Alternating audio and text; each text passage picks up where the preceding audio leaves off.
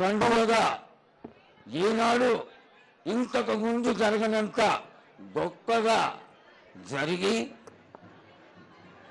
ఈ ముఖ్యమైనటువంటి క్రియలో అమ్మవారు తనకి ఏ విధంగా సంతోషం కలిగింది, ఏ విధంగా వానలు పడతాయి, ఏ విధంగా ఎండలు వస్తాయి, అలాగే ఖాళీ గంటలు ఏ విధంగా ఉంటాయి, పిల్ల కాకులందరూ ఎలా ఉంటారు, ఆనాడు నుంచి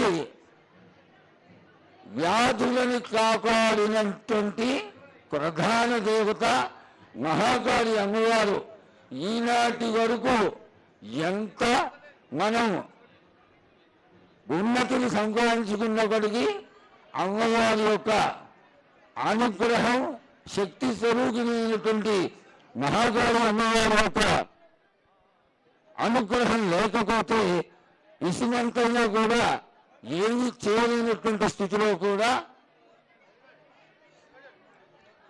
అమ్మవారు ఎంతో ఆనందంగా అందరినీ ఆశీర్వదిస్తూనే అందరినీ కాపాడుకుంటూ లక్షలలో యావత్ భారతదేశము ప్రపంచ లోకాలంతా కూడా సంతోషపడే విధంగా ఈ యొక్క రంజాన్ కార్యక్రమాన్ని జరుపుకుంటూ ఉంది. ఇంత చక్కటి ఈ కార్యక్రమంలో బహు కొద్ది సమయంలో అంటే మేళాలు మొదలైనవి, అమ్మవారు రావడం మొదలైందన్నమాట. అమ్మవారి యొక్క లీలలు అత్యంత ఆశ్చర్యకరంగా ఊహించినంత గొప్పగా మన యొక్క దేవాలయంలో జగన్మాత మనకి ఎల్లవేళలా దర్శనం ఇస్తూనే ఉంటుంది. అందుకని మీ అందరినీ తెలియచేసేది ఏమిటంటే చాలా ఉత్తమోత్తమైనటువంటి స్థానంలో ఉన్నాం మనం అందరం.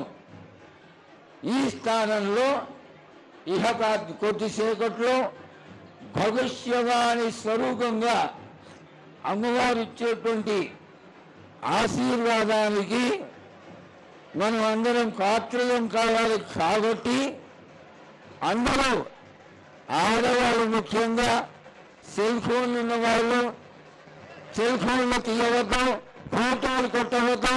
బాబు కెమెరా కొద్దిగా తెలియాలి, దయచేసి కెమెరాలు క్లిక్ కొట్టవద్దు, నిశ్శబ్దాన్ని పాటించండి. ఆ తర్వాత